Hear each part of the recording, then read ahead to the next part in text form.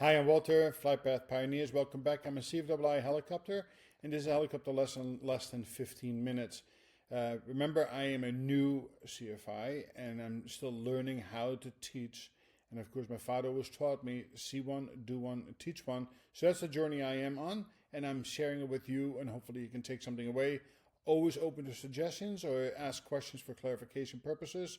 If I miss something, contribute, right? Together, we're always better than just one and alone. So today's session is the last portion of the advanced aerodynamics in forward flight, talking about settling with power. And before I go to the slides, I just want to give a little bit of insight of things that I've heard and seen. And I went to Robinson School in May of last year. By the way, highly recommended, must do somewhere in your training. It's great to be around people who are like-minded from all different levels of experiences, and to fly with obviously there's some of the best instructors right out of the Robinson factory, and it's good to go on a tour to see how the whole machine is put together. Free advertisement for Robbie School. Second thing I want to say is this: settling with power is something that we need to train for, but this is not something we need to experience. And there's been multiple documented incidents around the country where people have gone out, an instructor with a student, and sadly, often these were experienced students doing their annual training, depending on what type of program they were in. And they got into settling with power too deep, and they ended up making a fatal mistake and ended up crashing and dying. So this is something that we don't want to fool around with. This is not something you want to press your luck. This is not something that you want to go out and say, listen, let me do this. For two reasons. A, proficiency is required to do this well. And very few of us are proficient at it. And therefore, alone, you should not try that. What you should do and know is how to recover from it just in case you get into it. So when you go out and practice with your CFII, it is important to find a safe area and try to know and understand where you can have escape routes in case you get into trouble. Right, that's one. Two, always be at a safe altitude. We normally go up to like 2,500 feet, about 2,000 AGL, in order to have enough of an altitude that in case something goes wrong that you can still recover. The second thing is that once we set up the procedure, either the Fashar or the straight out procedure, we always discussed who was in control of the aircraft and what would happen if something did not go exactly as designed. And the third thing was that we always made sure that we talked as we were doing it. I'm slowing down. I'm pointing my nose in the wind. I'm maintaining control with my pedals. The speed is going down. The power setting is going down. My vertical speed indicator is indicating that. And as we started getting into that, right, you have that 1, 2, 3 rule. As we started, we didn't wait until we were at 500, 600, 1,000 feet, per minute loss. As soon as we started seeing the indicators of it, is where we recovered. That's the proper procedure. The danger is always in settling with power that if you overreact and you push forward, you cause a zero G gravity situation, and you can potentially in a two-bladed system chop off your tail. And if you're at 2,000 feet AGL, we all know what happens at the end results. And sadly, all you need to go is to the NTSB report, and you can read about several of these. And I'm not talking about students with 20 hours who got themselves into trouble. These are people with sometimes thousands of hours, but they only do this once in a blue moon, and they pushed it too far, and they paid the ultimate price for that. So before we get started, be mindful of this procedure.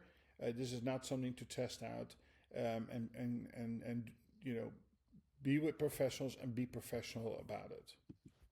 With that said, what is settling with power itself? Now, we've talked about the rotor blade, we talked about the counterclocker, we talked about the regions of the blade itself, how it generates lift, how it is going to, the effect of the vortices that it is going to be generating, and of course the lift component, the lift equation, and all of the series before this. All of this comes into play here. Right, so settling with power, right, is the main rotor vortex ring state that is in powered flight when the helicopter settles into its own downwash. And what does that mean, right? It starts with the main rotor vortices getting so large in a situation such as out-of-ground hover. And where would we do that? Well, if you go to, let's say, a photo flight, and you bring a cameraman with you who wants to look at a football game, or go look at and take pictures of real estate. That's a very likely scenario that you will find yourself in as a commercial helicopter pilot. And you need to hover out of the ground, right? We talked about the power settings or the power it requires to do that, and stay on location.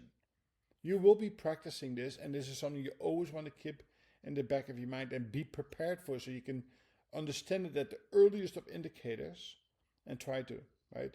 So when it starts to affect the surface area of the blades available to create lift, so once we are so slow and the vortices are going to impact larger regions of the blade, causing a decrease in lift, and at some point you don't have enough power, right, collective, in order to be able to overcome that, and you start settling into, and now instead of having an induced airflow all from the top down, we have induced airflow from the top down and from the bottom up, causing a second set of vortices and near the root, again decreasing the total square inches where lift can be generated.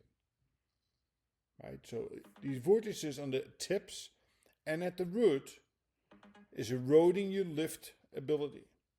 You're sinking, and fast, like 1,000, 1,500 feet per minute sinking if you don't do anything about it, right? It is critically important for early recognition of this and always anticipating this. So this should be in the back of your mind, especially when you're flying out of ground effect in a stationary condition, hovering, doing some sort of work. Now, this can also happen if you're coming in for a steep approach, too slow, steep, where you can cause this type of an effect. So that's another place that you have to be careful about, right? So it's hovering out of the ground, or if you're coming in slow and steep, where this also can take place. And these are the words that you want to continue to use for yourself as reminders that you don't get into that, and you find the earliest possible indicators that something is not quite right.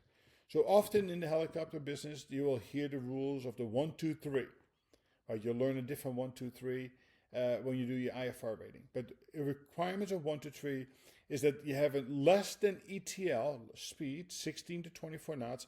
Remember, the wall strings on are going to be dropping from straight up to flopping in the wind, or even straight down.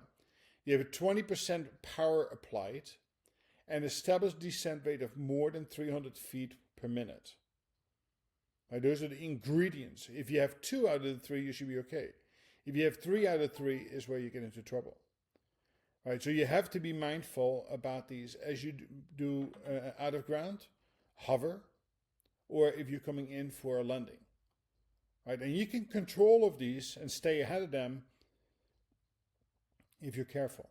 Right, so the earliest indicators you'll see is some vibration, or you feel slushy controls, or you have a descent rate that is actually dropping, accelerating, 200, 300, 400, 500. And you have droopy trim strings. Now, the droopy trim strings is just one piece of the puzzle, right? Because that's your visual indicator and how fast you're moving forward. The slower you go, the more impacted you are with the vortices, right? We talked about that in the takeoff profile.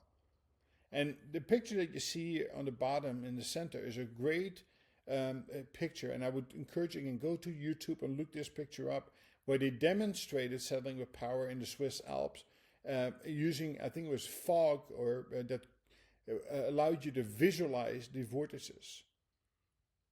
Right? Now, there are 2 different recoveries. Go to your ACS and speak with your DP what is expected on yours. You can never go wrong with the standard recovery. I was, not pushed, but we did a lot of the Vachar. However, I believe today they're again favoring the standard recovery. What's the difference between the 2? Simply is that the Vachar, you can recover with less altitude loss and stay in place. Right? You only move over 50 to 100 feet or something like that. While the standard recovery, you actually fly away. And all that really it requires, if you fly away from it, you have to come back into it and resettle if you still need to conduct business in that particular area. So the Vortex recovery is right, raise, left.